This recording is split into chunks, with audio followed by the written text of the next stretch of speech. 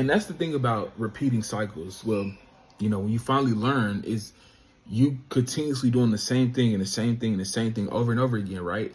Until you get to this point where you're just like I can't keep doing this, right? And a lot of times that's how people eventually learn to start working through like what is making them repeat these cycles and keep making the same decision.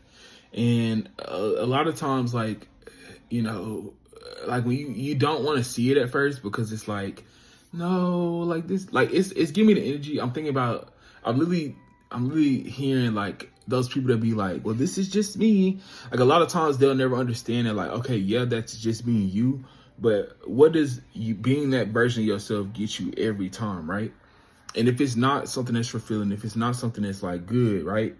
Then that's where you got to start looking like, okay, every time I do this, this happens. Or like when I always do this, this happens. So you'll get to that point where you start realizing like your patterns within inside of yourself that are not comfortable anymore. So maybe at first you were comfortable doing it because that's all you knew, right?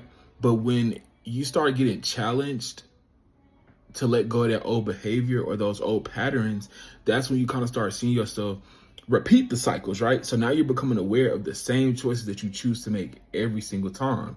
And that's what pushes you to get to this point to be like, okay, I don't want to keep experiencing this, or I don't want to keep doing this because every time I do this, I get here.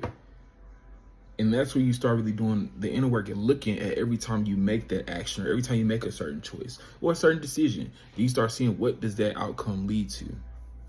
And that's where you really start finding the truth of like what it is that you need to be working on, you need to be healing. So yeah.